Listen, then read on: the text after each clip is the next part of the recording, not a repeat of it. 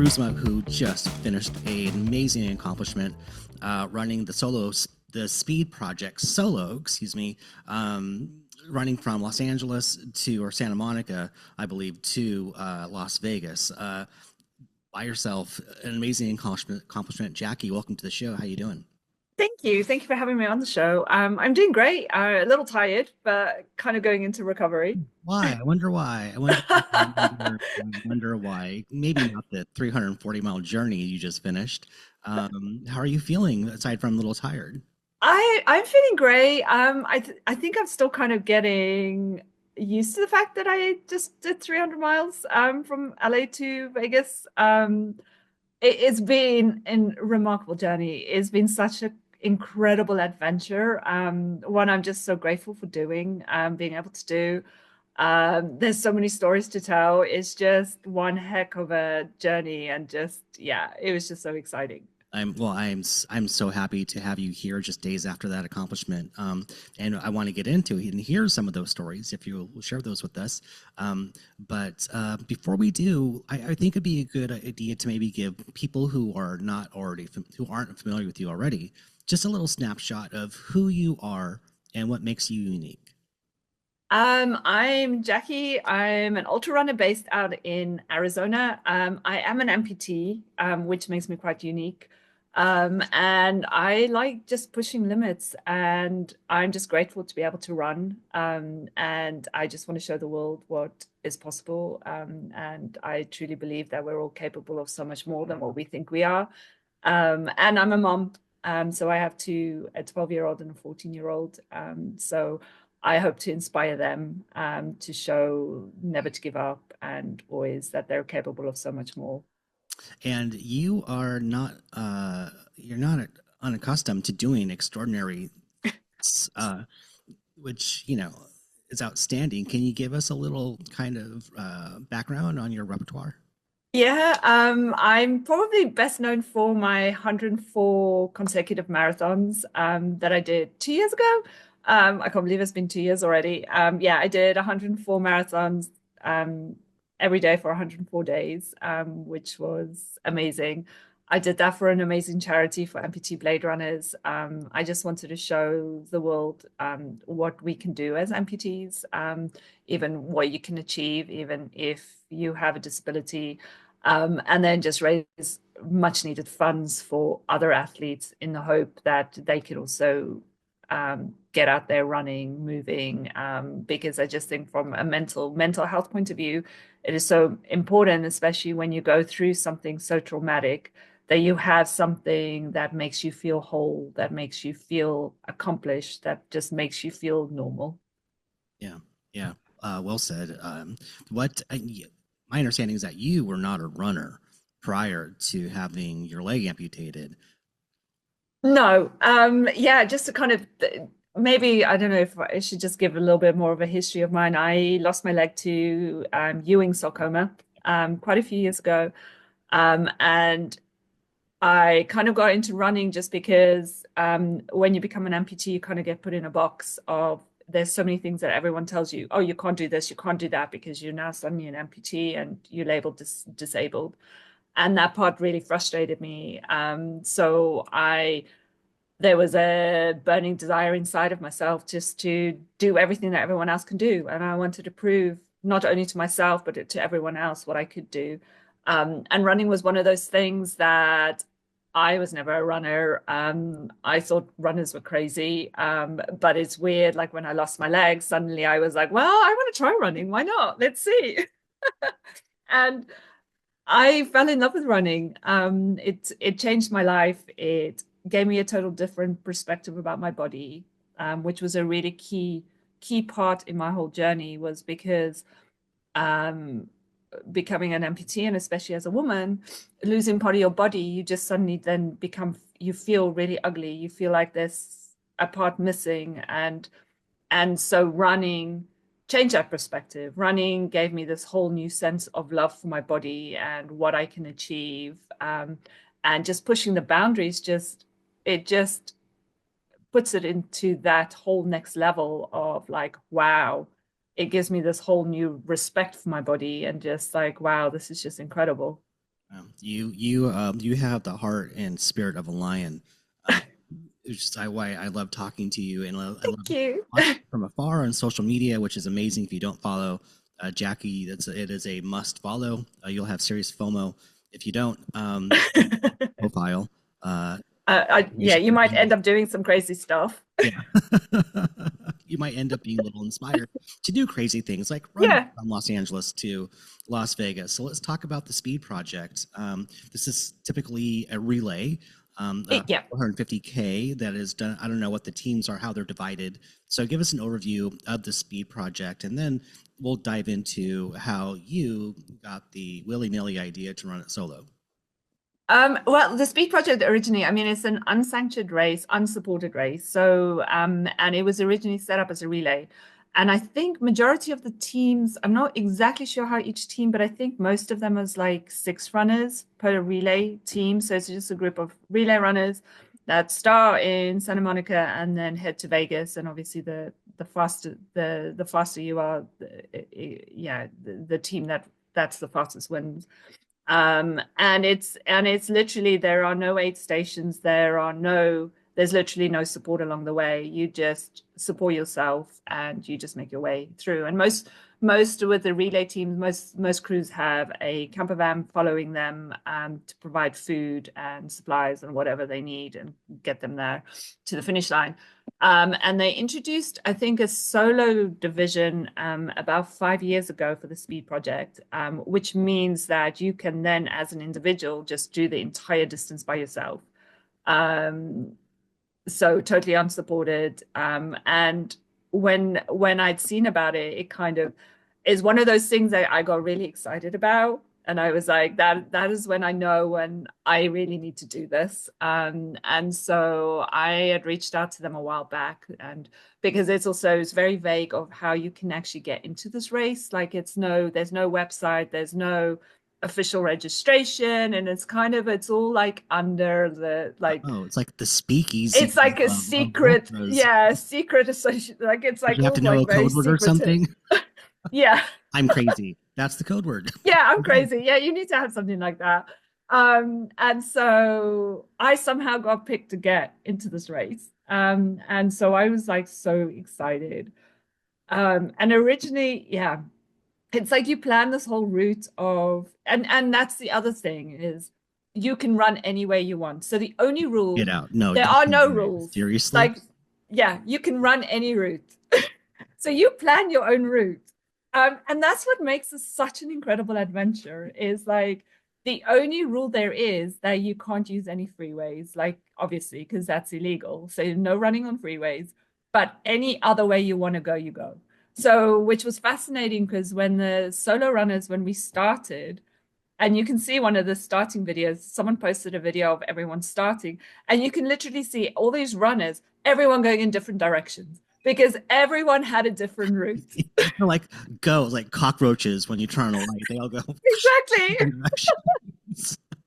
And that was like, and that was the exciting thing about it. And like when you're running, like um you like hardly see any other runners along the way because we're all going different ways. Like in the beginning, like there was like as soon as like we there was a group of us running together for a little bit, but then we all veered off different directions because we're all going different ways, and different paces and different, and that's what's like it's like this incredible adventure that you're just doing out on your own, and it's just like it's so exciting. Wow, that's incredible. I love the spirit of this event. I got to be honest with you, I'm not familiar with it. So Yeah, to hear all this, it's so intriguing, and it's just it's like layers of excitement, it is. of Yeah, knowing and how do you get in? It's kind of secretive. yeah. So I talked. So how many days do you have to finish this event?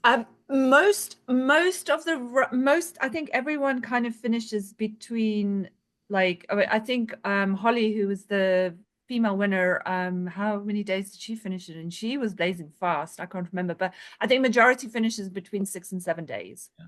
Yeah.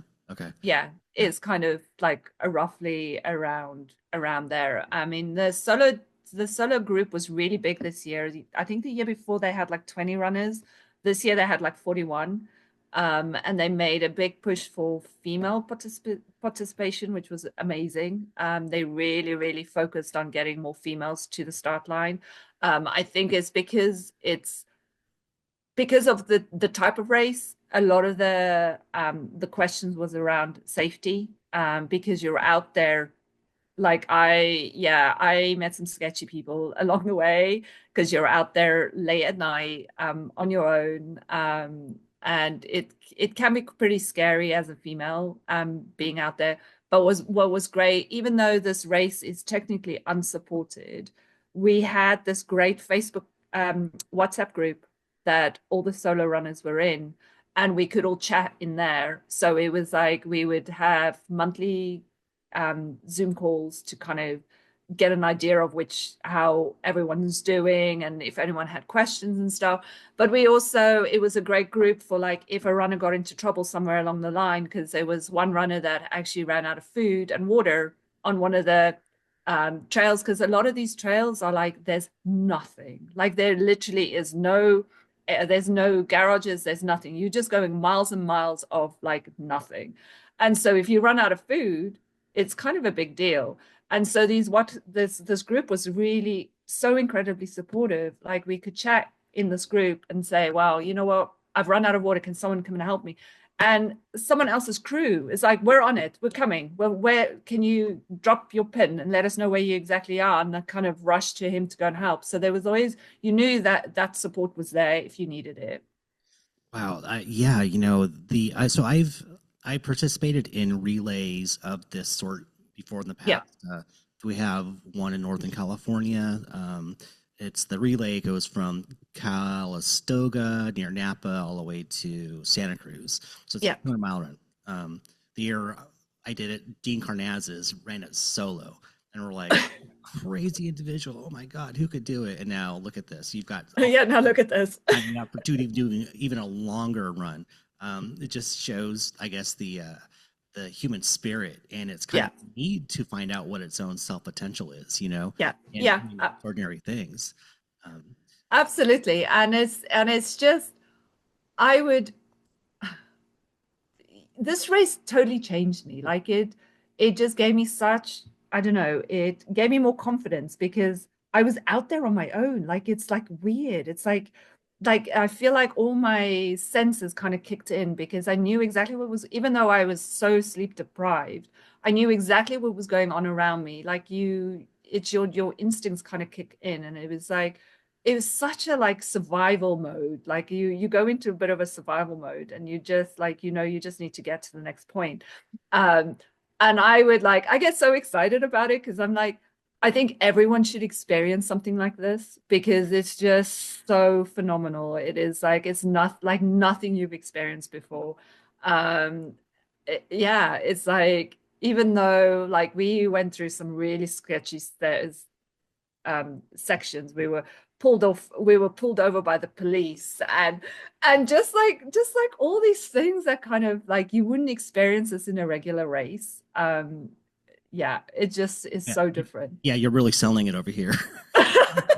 Got pulled over by the police, got questioned, met sketchy people, got hit by a car, as I understand it. We're going to get into all these stories about what you experienced out there, but kind of getting back to just the logistically of like planning this out. So how many miles are you doing per day, and are you putting some measure into what time of day you want to do certain stretches Yeah, of this race? So yeah. tell us about that. Um, Originally, I was actually going to do it totally without a crew, because it got a little, because originally the plan was that my kids were going to crew, like my kids and my husband were going to crew me for the whole week. But then complications with, kids' schools and stuff, it just wasn't viable. So I was actually going to totally do it like on my own. And so my original route was planned basically to run during the day and then grab a motel somewhere so I could just have some safety if I needed to. Because normally, like if you're out on a trail, like one of these, if you do one of like a regular trail race, like Moab, you'd sleep on the trails, and it's safe because it's like there's other runners around. But with this was so like you're in the city or you're like in the middle of nowhere, but you just don't know what's around there really. So I had like planned like little stops along the way. So I had to really plan my route out. So the distance is every day dependent on where I could find accommodation, because some stretches there was like nothing. They literally like between Baker, it was Baker and Prim, there is nothing. They're literally like, even all the motels in Baker had shut down. So there was like nothing. Like you were like, okay, what am I gonna do? Um, but then the night before the race started, my brother actually phoned me and he's like, yeah, I feel really uncomfortable you doing this totally on your own. I'm coming down and I'll be there on the Tuesday. So I just literally had to make the day one totally on my own. And he came out on the Tuesday to crew me, just to kind of drive. And I'm so glad he did, just because of one of the sections we went through, which even in the manual, because you get a manual for this race, and on the course, this section, they actually put there in big bold, do not run this on your own. You need to have a crew member with you because it's such a sketchy area. So I'm kind of glad he was there. Wow. Wow. Okay. Yeah. Yeah, we need to sell this. We need to sell this. We want people to do it. Yeah, Um, do it, do it, do it. It's like, yeah, it really is a great race. okay, so I need to kind of understand this. So I still have in my head it's the when you're doing the relay, you have a chase vehicle. Yeah. They will drive ahead and wait for you. Do you have that at all, or is this? I mean, or is this really hardcore? You are on your own. I know you. This is pretty much originally that was going to be the case, but then when my brother came to help, then he would kind of do the chase, technically the chase big, and then drive ahead and wait for me there, just to make. But when we went through sketchy areas, he'd drive behind me just to make sure I was safe. But yeah, so that was kind of, then he would like drive up, like be like 2 miles, like we do like every 2 miles he'd be there, so he knows that I'm kind of safe, and I had my tracker on and stuff so he could track and knew where I was. I had my pepper spray, so it's fine. I feel like a total different. It's the first time I've ever run with pepper spray, so I'm like, I feel so confident now. I'm like, I'm going to take my pepper spray everywhere. Fantastic. You know, um, wow. It's I'm just trying to like imagine you just by yourself. It's just these stretches are so desolate out Yeah, in that area. Um, yeah. you know, Yeah. I mean, there was one section where it was really dark, and there was a guy he was shouting at me. Like I couldn't see him. Like I couldn't see him because it was so dark. And he was like, the whole time, all he was saying is, yeah, do you want to get high with me? Do you want to get high with me? oh That's all he was my saying. God. And I was like, I don't know who this dude is. And it's like, yeah. And You then, yeah. in And darkness. Oh my God, Jeffrey. yeah, and darkness. It's like you then you go a little faster and just a little bit, like, you know what? You don't say. You don't say. Um, Yeah. so how many miles?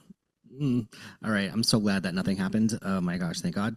And thank you, sir, kind sir, for being so, you know, considerate and wanting to share your I dread. know. I was You just know, politely, I was like, no, thank you, sir. I'm fine right now. I got the runner's high, in fact, so I'm good. Yeah, exactly. I don't need any like fake high. So how many miles are you doing per day? Roughly about 50, between 50 and 60. I had some days where I was doing like 60 miles a day. So it's around 50. The one day I did lower miles because I started getting some issues with my stump. So that um kind of slowed me down. Like I was then, because originally the goal was to finish it within 6 days. That was my goal. But then on day two, I was in my, because I was kind of switching between prosthetics. So I would do my running prosthetic and then I would kind of switch to my walking prosthetic just to kind of rest up my stump. And on day two, I was so excited because I had this like so much energy, and I was like, I need to go, I need to go. And I was like trying to like do a pace, and I had my walking leg on and sleep deprived, and I wasn't thinking, and I started running in my walking prosthetic, which is, it's just a different fit. So the pressure on the bottom of my stump was a little bit too much because it was pistoning quite a lot. So I bruised it like really badly. So I was like, dang it. So I kind of had to deal with that a little bit. So that slowed me down. But yeah, you kind of just suck it up and you kind of just keep going. It was a little slower than I was hoping, but it was all good. It was, yeah, it was part of it. Yeah. Okay. So 50, 60 miles a day. And how many days did you, how long did it take you to finish this event? It was like I finished on the Sunday, And you started the Monday. on Monday. Yeah. Okay. Good. Yeah. Good. So, yeah. So I ended up probably doing a little less, like if you kind of work it out that way. Just because yeah, it took me a little longer. That was the plan to do like 50, 60 miles. Yeah, so let's talk about those big days. So, you know, first off, are there any challenges that are presented to you with your prosthetic leg? So many. Where do I start? I mean, it's just like my running prosthetic is it's like a vacuum, so it kind of sucks on like really, really hard. So like on day one when I pulled it off, it is just the muscles just like kind of suddenly go into like a total free fall, like because they're suddenly like out of this vacuum, like it's not sucking on anymore.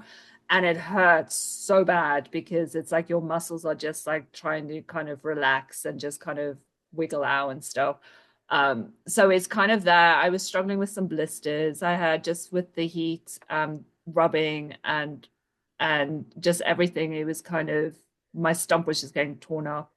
And then obviously the bruising was the biggest deal because the bottom of my stump got so badly bruised. It was so swollen. It was actually like it had gone rock hard on the bottom, just from all the pounding. So that was pretty painful. So I ended up with thank goodness I had my poles with me. So I pretty much used my poles the entire race, just to help with moving and stuff. Because I don't think if I hadn't had my poles, I don't actually think I would have finished the race. So that was really good.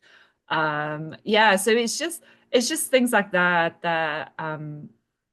it just it's just a constant pain. And I think the constant pain in my stump probably helped for the rest of my body because I didn't feel anything else because I was so focused on this like stump issue that I was having. And then I mean the usual things is like my back of my knee swells up in on my prosthetic side. So it just like it creates just an uncomfortable. It's just uncomfortable all the time. So it's just like, but you learn to deal with it, and it's like your pain level just is different. Like it's just like you just know your mission is to finish this race. And that's kind of what you're focusing on. Oh, does your body overcompensate for when you have that massive pain in your stump, and how does that appear for you? It just means that my good side just is like yeah, it just takes more of a pounding. Like now when I'm now with the recovery, I'm like, oh, my shins really hurt, or like my hip flexors hurt like really badly right now. So it just kind of my good side will always just take more of a beating. But during the time, weirdly, I didn't feel it as much because I think I was so focused on just like on this pain on my prosthetic side, which is maybe a good thing because that's kind of where the focus was and just kind of listening to like just trying to get through it all the time. Um, my good foot was like really swollen and just yeah. What is what's your relationship with pain like, especially when it manifests itself, midway earlier than you would want it to when you've got a long way to go. When you've got a long way to go. So what's it Um, like for you? yeah, I mean, I've got it, and I've developed it over the years with a prosthetic. I think it's just like you can't help. I do have a very high threshold for pain. Um, but I also don't take any painkillers. I've never taken anything. Like I just do all my races without any like I've never done any painkillers because it helps me to know when I'm pushing it too far, like if it goes too far, like I can tell. But I do have a really high pain threshold, so I can push probably through more than others can, just because I've had to deal with so much. Um, and but this was like my biggest race, and I wanted to get that finish line, and I knew like I was going to put everything into it, like no matter what, I was going to get to that finish line. And so there was a part of me where I just had to put the pain in the back of my head and just push through and just like, you know what, you just need to do this. This is it. So I would just like every step, just like one step at a time, just keep going, just keep going. I mean, at one point, I must have looked like a total psycho because I was like humming to myself the whole time. I'm like, this is how people go crazy. Because I was like, on this road, there was nothing. And I was in so much pain that I started humming to myself. And it actually helped because it just distracted me. And I was like, I have no idea what I was humming. Like it was like so random. But I, The things we do to keep ourselves ex entertained. exactly. I would love to hear other people comment on this social media post to hear how they keep themselves Um, entertained during those yeah, long stretches and what they find themselves doing. Like, what am I even doing right now? yeah, what? This is crazy. So another part of these multi-day long ass runs, it's the fatigue. Fatigue. Invariably was going to present itself. So, how does fatigue present itself to you? Then, how do you That, yeah, I can push and push and push until like fatigue is kind of yeah, I get to a point where I hit a brick wall. That's when I know I've pushed it too far, and then I have to take an hour nap because I'm like, I just can't anymore. And I recover really quickly. Like if I just at least if I have at least an hour's nap, I can get up and then keep going again, just like a mental reset. So I tend to push and push and push until I hit that wall, and then I'm like, yeah, now I need to drop. That's it. I'm done. Mhm. Um, okay. So last weekend, I did my own uh, solo run, my longest in quite some time. I ran Okay. 33 miles, Nice. point to point, Yeah. uh, and there were some stretches that they've got signs posted where Yeah. I ran along this bike trail. The signs say, "Do not, do not travel through here alone." It's Oh. a lot of sketchy people. Oh, wow. And so you're telling me these stories, and I'm doing this like, yeah, there's a bit of a gut check that comes along with running by yourself, and you look around, and there's no one around Yeah. to help you, even if you have cell reception and you can call for help. By the time they Yeah. get there, it's going to be too late. It's going to be You know? too late. Yeah. Um, Yeah. so, so anyone who is thinking about like trying to do something similar to this, what advice do you have for them in terms of just being safe, keeping themselves safe? I for me it was kind of even if you're really tired, it's weird. Like your I think your instincts kind of kick in a little bit. You just need to be aware of your surroundings.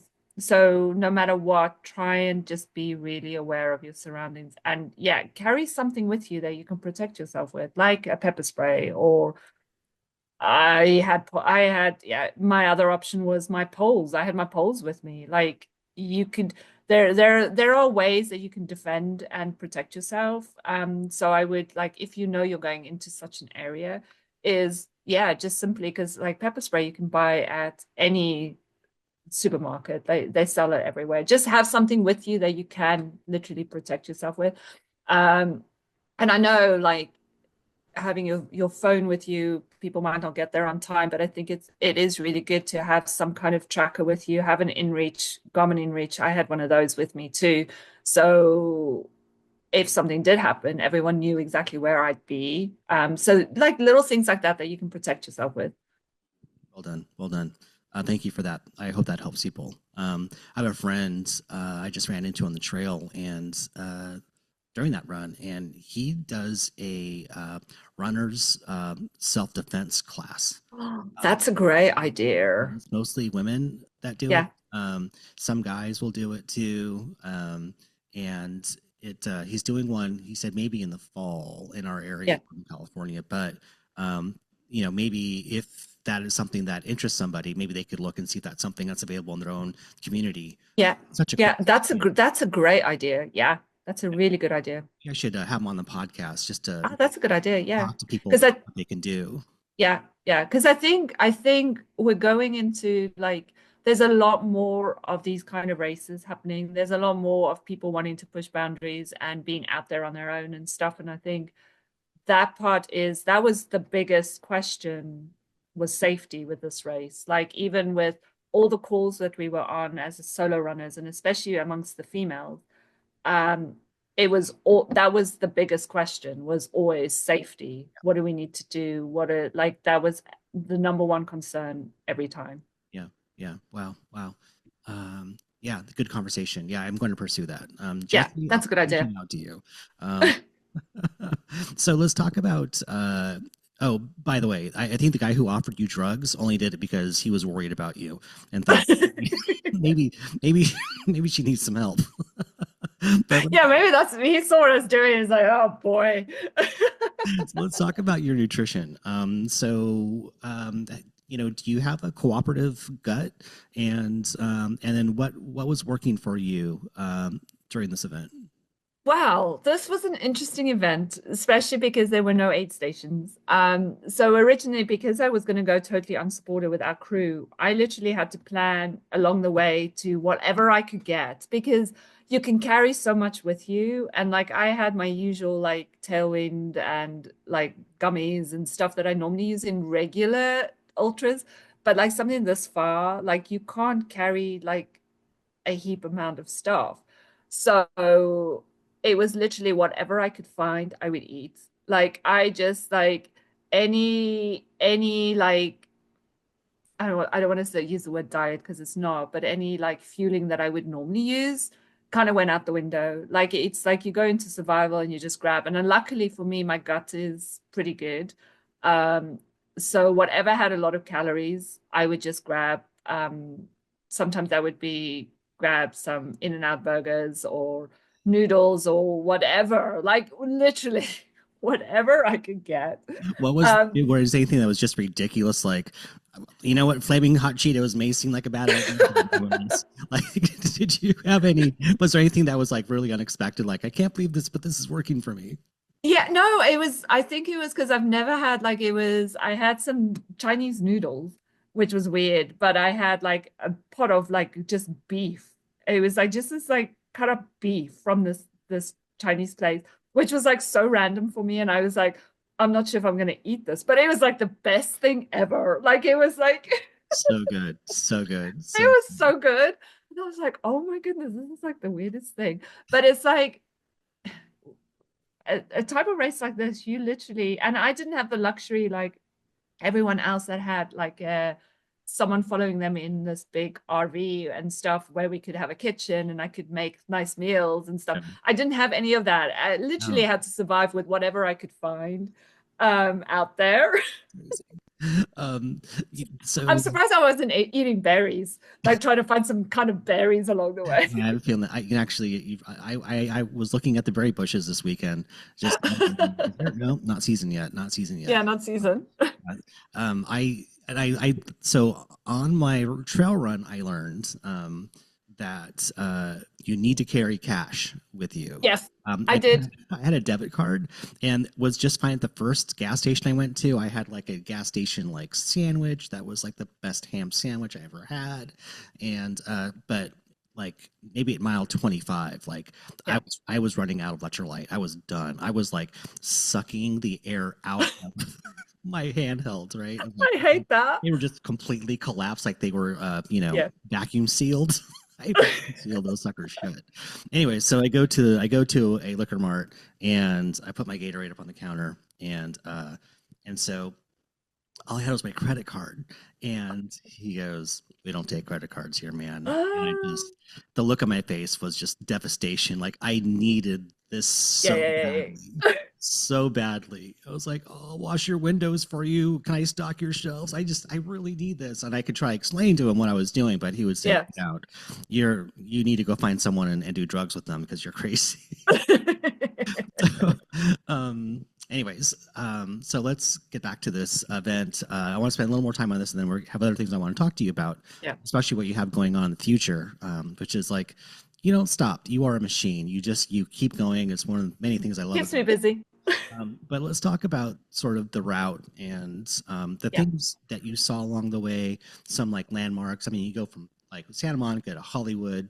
You skirt around Death Valley, the Yeah. what is it, the Mojave airplane graveyard. Yeah. Yeah. So tell us about that. And is it a mix of roads and trails? And how are you putting this jigsaw puzzle together logistically?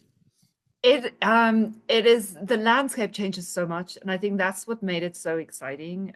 Is like obviously you go through Santa Monica, and then Hollywood.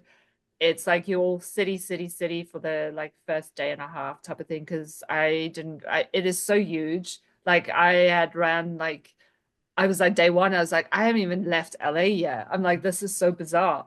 And it's just like even in LA, the people I met, like it was just incredible. Like I met kids going to kindergarten, all had questions about my prosthetic leg. So I was like on the way, like stopping chatting to people because like I was being given high fives by security guards, and like it was so bizarre and so cool.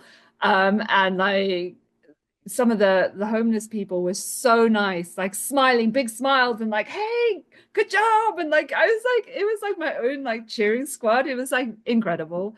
And then you kind of hit like desert, Death Valley, and you kind of just it was like so different because it was just stretches of trail, just dirt road, like long, long stretches of nothing. Like it was just like the sand and the sun. Like it was like brutal out there because it and the temperature wise, it didn't even it was like weird. It didn't make sense to me because temperature wise, it seemed like the temperature was pretty like in the 80s, I think.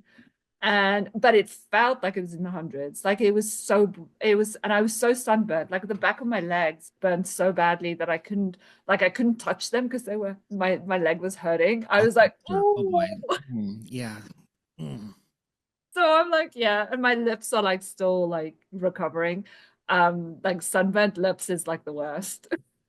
It's not a good look. No, Mm, it's not a good not look, a good not at look. all. Yeah. But yeah, it was just, and I think that's what I love about this race. It was the people changed, like everyone was different, the landscape changed. You just experienced so many different things. And then like when you were in the desert, it was like you had issues with dogs getting out of yards and running after you. So that was like a big issue was the amount of dogs. Because these properties, like you'll get a house and then maybe like 5 miles later you'll find another house. Like it's all like very isolated. And so most of these properties have these dogs for security, obviously. So these dogs are protecting their owners. So I get it. Like you're the stranger coming into this turf, and it's Yeah. like they're Yeah. going into protection mode. So I totally get it. But the one scary part was like and again, it's like my defense mechanisms kind of jumped in or something. It's like so weird. Like there was this house and it had this huge big front yard and it had a fenced the dogs were fenced in, and there were three pit bulls, and they were like going crazy as I pulled up, and I saw the one run to the other side, and luckily the other two stayed on the one side, and I saw him go, and I was like, wait a minute. And at that point I just like, for some reason something told me take out your pepper spray, and I did. And true, he found a hole on the other side and he got out, and he just went straight for me. Oh, And luckily at that moment, I sprayed him, and he just then stopped in his tracks. And he just kind of like, he was like a little bewildered. And I just like belted it out. And then, of course, I felt really guilty because I sprayed the poor dog. what was that? I was just doing my job, being a good dog. But no, no, no. Exactly. So then Not after that, I was PBR, like, dog. You cannot I hope the PBR. dog's okay. No, no, no, no. I mean, not to make light of it, but I mean, you could probably just give your prosthetic chew on, So I could have, yeah. I was actually, that was one thing that came through in my mind. I was like, I can just turn around and I can kind of like either he can chew that or I can kick him. Because if yeah, being kicked by a prosthetic is gonna really hurt. So that was my other go-to. yeah. That's not on my list of things to do. Just to be clear, just to be clear. And then what was it like? I mean, I imagine you could probably see Las Vegas from space with all those lights. Yeah. So but you came into Las Vegas in the daytime. I did come in daytime, which was really nice. Yeah. And yeah, it was, I got really emotional when I got to the finish line because it was just, I'd worked, I knew about this race for like a year already. Like I'd been planning and just there's so much planning that goes into this race that I just part of me thought I just couldn't believe I'd made it. Like yeah, especially like day two when I was having issues already and I was so slow and it was frustrating in a sense the whole journey getting there just because I wasn't running like I wanted to. But I had made it and I was like, holy crap, I actually made it. Mm-hmm. I heard or I read that, and again, congratulations. Thank you. I understand that Taylor Ross was filming you for a documentary. That's correct, yes. Can you share with us about that? I don't actually know when the documentary is coming out, but yeah, it was a collaboration with Ultra, and so Taylor was out there filming my story. We did a little bit of an interview the day before the race, just to kind of do my my whole story so everyone can know my story and things like that. And so I had them like every now and then they'd kind of show up and film and like be part of it and stuff. So that was like weird too, having someone follow me and stuff. But I'm really excited because it's the first time that I've actually had a crew that actually will come out and like that's filming me and actually telling my story and putting it out there. So I really hope it's gonna inspire people. And also it's kept it very real because I think sometimes on social media I can kind of come across it because I've always tried to be a really positive person and things. And so I think sometimes people think, oh, you make it look so easy because you're doing all these things. But I think with them following me for these 7 days, um, it puts it in perspective of how hard it is and all the things I had to go through and just where I was on day one versus where I was like in the middle of it and stuff. So um, I think it keeps it pretty real. And I mean, there's a really nice section of where I put my headphones on and I was singing to my music. So if people get to see that, like I was going crazy with my music and Taylor and they filmed all that and they're like, that was such a cool moment. Like I was like, oh, I didn't even realize you guys were filming it. That must be kind of surreal to like, well, I guess like to put your story and your life out there and that vulnerability, which I mean, you're accustomed to that, right? You've talked to a lot of people to share what you do. That's kind of next Yeah. level though, right? Yeah, for an introvert, it's kind of hard. You an introvert, seriously? Man, fooled So me. it's like every time I work myself up and I like get really, really nervous with like anything. Um, so yeah, it's scary putting yourself out there because yeah, people just like I just feel like then like everyone's analyzing you all the time and it's like just like being so vulnerable. It's like it takes a lot to kind of just like be vulnerable and put yourself out there. But I really hope that it will help others and help future generations of amputees and stuff and just like yeah, just putting it out there.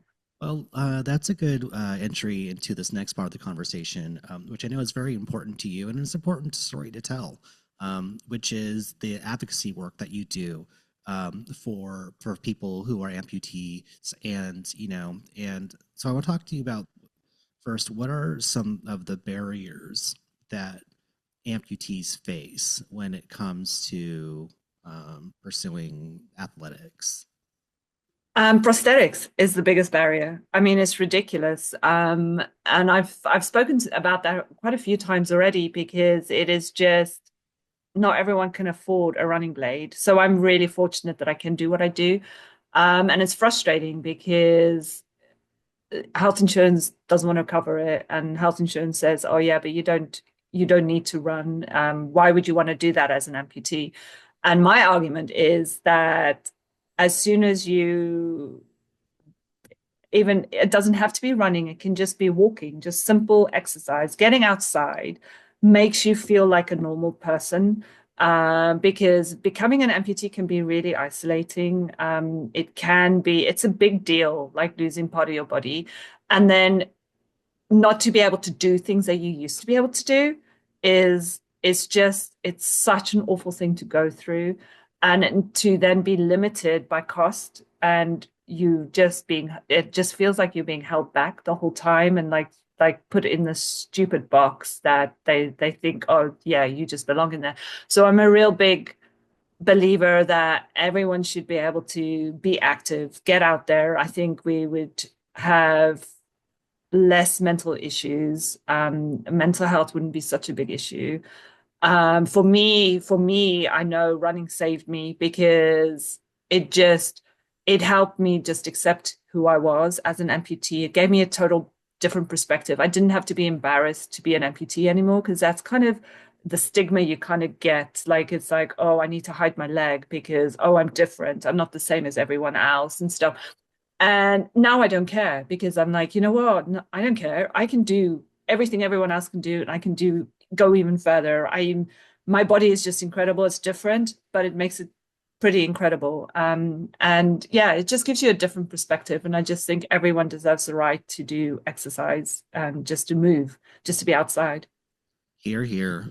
Preach, preach, girl, preach. I'm so glad to hear you saying this, and I'm so glad that this sort of has blossomed as Yeah. part of who you are as a person, and the work that you're doing. It's so incredibly important. I'm getting enraged on your behalf of where anyone has the full right to be so enraged when you're talking about insurance companies or healthcare organizations not covering Yes, prosthetics. I mean, I know. how much does a running blade cost? Like, what is the base? Well, my it depends on the type, but my first one that I got was $10,000. And that was I got a basic one, like I got one of the cheapest ones, and that was 10,000. My one that I run in today, that was 20,000. Which, if you think of it, is insane. Those type of costs. Who can afford $20,000 for a leg? Like yeah, it's insane. Oh man, but And that is just basic stuff just to do normal, like just to be active. you, Yeah, if I were king for the day, if I were king for the day, yeah, um, because you think about like that if we're talking about we'll talk about the having a prosthetic leg to keep you active, and you just talked about the mental health benefits from that, which are huge, yeah. tremendous. I can't imagine what the percentage is of people who are amputees and what they're that are struggling with mental health. It's got to be Uh, super high. it's got to be super high, and the amount of suicides with amputees has got to be high, because I've spoken to a few people before, and it's just really sad stories. Because a lot of amputees will stop me in the supermarkets. I've always got shorts on, so they can see I've got prosthetic, um, and a lot of the times it's like amputees that are in a wheelchair, and I'm like talking to them about my story and stuff, and they're like, "Yeah, well, I can't afford to get a prosthetic," and they won't cover it, and they're still in a wheelchair and depressed. And just like one lady I bumped into, and we were just chatting outside, and she's like, you know what, I wish my husband could have met you, because you're so full of life.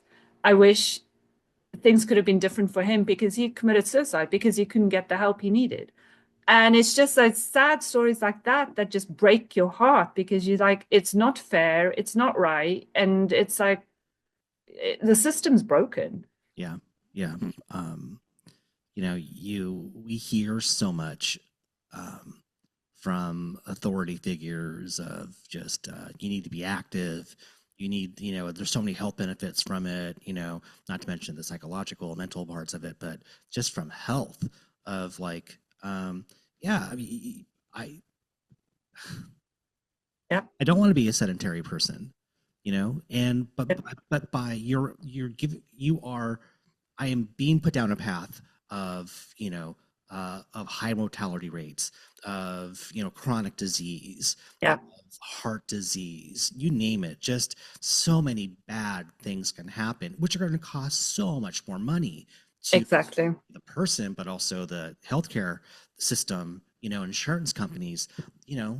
it's like, well, if you would have done this one thing over here, yeah, it may have a heavy price tag on it, but it's worth it. Human beings Ex worth it. exactly, exactly. It's like and it doesn't even have to be an expensive running leg. It can just be an active foot, like a that the amputee can actually just go out and go for a walk. Like just, I mean, getting out and getting fresh air is so important. And it's just like, yeah, Yeah.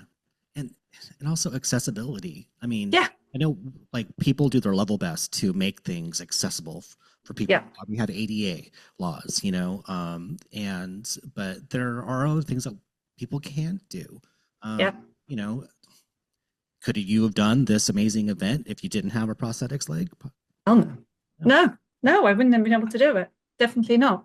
And that's why I never take anything for granted. I never take, because I do realize that not all amputees are in the same situation as I am. And so all I can do is try and be positive and try and show the rest of the world is what we could do if we're given the right opportunities and the right legs and all that in the hope that it will change lives for better in the future. So if you are an amputee, what can you give some advice on what they can do right now? There are a few charities that they can approach. So there are like amputee blade runners who I ran for when I did the 104 marathons. There's CAF, and there is also a foundation in North Carolina called the Move for Gen Foundation, who cover running blades for people who she only their charity covers prosthetic running blades for those that have had sarcoma, so same type of cancer I had. So that kind of covers. So there are a few out there that you kind of can approach and get some help from. And they're pretty much Amputee Blade Runners, a fantastic group, and they're always willing to help. So you can kind of reach out on their websites, and then there's like a form that you need to fill out, and they'll phone you and stuff and see if they can get you some funding. Thank you for sharing that. If someone wants to get involved with helping an organization, um, I know you're going to give me a list of websites people can go to. Yeah. Are there any off the top of the head that you could mention right now? Where they Uh, nations? uh, yeah. Yeah. Again, like I think like any of those organizations I've mentioned, they're always asking for. I mean, there's ways you can help, like fundraising. They're always asking for support. So yeah, definitely check them out or drop me a message. And yeah. Um, so thank you for that. We'll put that in the show notes, folks. So if you're feeling so inclined, if you know someone who could use some help, please go there. If you feel like you want to help, please go there. It's so meaningful. So as I said before, you are the heart of lion. You are a machine. You do not sit still ever. No, Ever. no. I'm gonna retire at some point. No, you're not. Are you kidding? Don't fool us. Okay. April Fool's was a few days ago. Okay. Yeah, I should have. That would have been a good April Fool's to say actually I was retiring. Yeah, no, that's not happening. But Yeah. please tell the listener, ladies and gentlemen, I hope you're sitting down, what your next pursuit is. My next pursuit is super exciting. It's I'm going to be running 7 marathons in 7 days on 7 different continents. And our first marathon is in Antarctica, which I'm so excited about. I'm like, who can say that they've run in Antarctica? I'm like, that is just going to be so cool. That's amazing. When do you plan on doing this? It's in November, so I've still got some time to train, which will be great. So yeah, it's just going to be so exciting. Oh my gosh. And then logistically, that sounds so incredible. What is the order that you would have to do? Do you know it by heart yet? Oh no, I don't know it by heart. I can look it up. Let me see. I can let me look it up quickly. So while she's looking it up, it's the greatest world race. Yeah, the Grey World Race. And Uh, Yeah, and so Jackie is doing this in her mission to raise awareness for human trafficking survivors, which she is incredible in that she has so many pursuits to help other people, of taking something that was deadly serious and spinning it on its head and Yeah, meeting the challenge and making a difference. making a difference. And that was like it's weird, like when something big like this happens to you, like with my cancer and my amputation, I've always had this like inner feeling that I needed to things happen for a reason. And so my reason is to make a difference in this world. So I'm always, wherever I can help, I always want to do good and just know that one day when I'm not here anymore, that I did actually make a difference in this world. Do you have the I do, yeah. My phone just shut down. So we do Antarctica, then Cape Town, Australia, Istanbul. I the one because the one is Istanbul and then Asia. They've actually because originally they used to go Istanbul for both Asia and Europe, but they've changed that. So we're going to a different location. They haven't let us know yet. Then we go South America and then we finish in Miami. Yeah. So we fly into Cape Town and then from Cape Town we go Antarctica and then we fly back to Cape Town and then we run one in Cape Town and then from there we go to Australia. I think it's Australia, did I say? Yeah. Yeah. Then we go to Perth, Australia, and then Asia, Europe. holy smokes? Well, Yeah. I'm glad So it's just like, yeah, it's gonna be, I think the sleep deprivation is gonna be a challenge, but I'm a pro at that now. you are. Yes, you are. You're And well. the jet lag though, the jet lag is gonna be a Oh, oh man, can you Lord. imagine the jet lag? No, I can't imagine. I've done the trip from the U.S. to Cape Town before, and Yeah. that jet lag was unkind. Uh-huh. Um, I'm hoping that like because we're going to be doing it so quick that it's like your body's going to be so messed up it's not going to kind of have time to catch all the yeah so I'm going to suffer when I get to Miami like that's going to be like yeah it's going to be oh my goodness but yeah it's going to be such a cool yeah it's going to be such a cool adventure. I think the one I'm most excited about is Antarctica, just because to experience that. My kids are so jealous. They're like, "Can we just come to Antarctica? Because I just want to walk in Antarctica. I just want to tell people that I've been there." that's love. I'm like, "Yeah, no, it's too expensive." But it is for a great cause. It is for a great cause, yes. So And that's also, I mean, it's why I was excited to work with this cause is just especially having a daughter. Um, and this organization is so great with helping those girls that have been trafficked, setting them up. And if something ever, I mean, heaven forbid, but if something ever like that happened to my daughter, I'd hope there'd be someone there that could kind of help her and set her up and find her and do all that around there. wow, the boogeyman is real. You know. Yeah, I know. Unfortunately, it's a reality. Kind of these things happen, and it's sad. We live in a sad world, but there's also a lot of good, and that's kind of what we need to remember that there is far more good than bad. Thank you for shining a light on that. The and we will put in the show notes how people can get involved with that when you Yeah, start in your trek on 7 continents.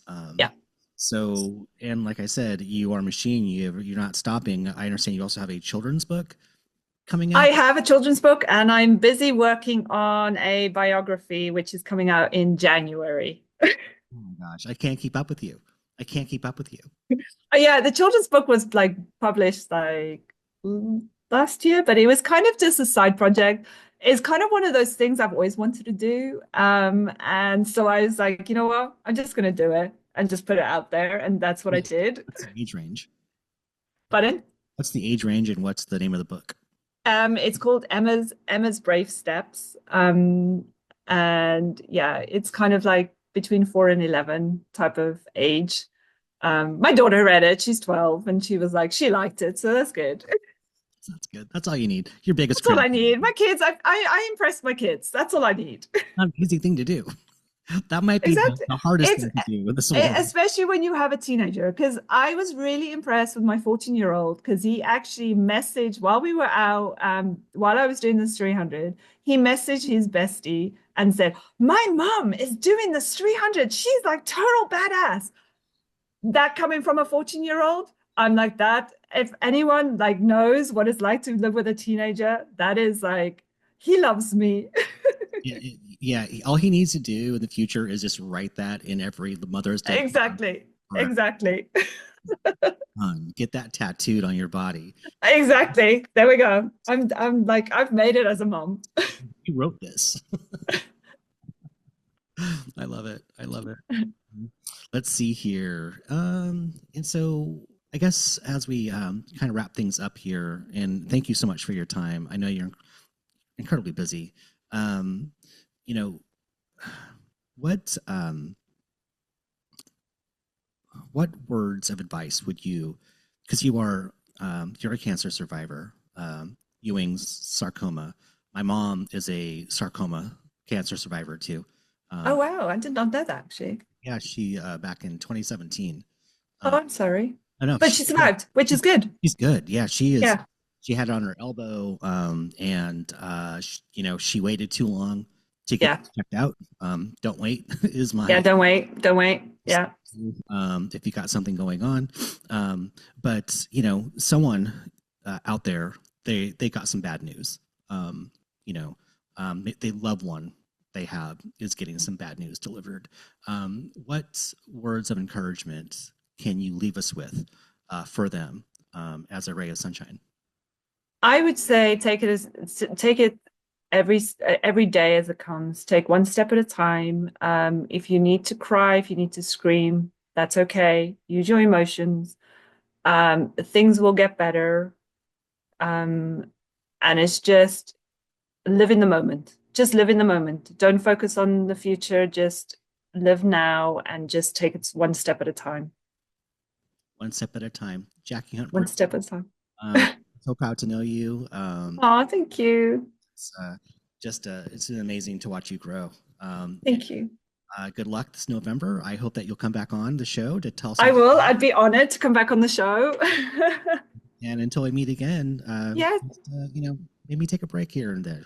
You know, I will try. Maybe after November, I'll take a break. I won't hold you to it. Yeah, I don't. Thanks, Jacky. All right. Thank you. Bye.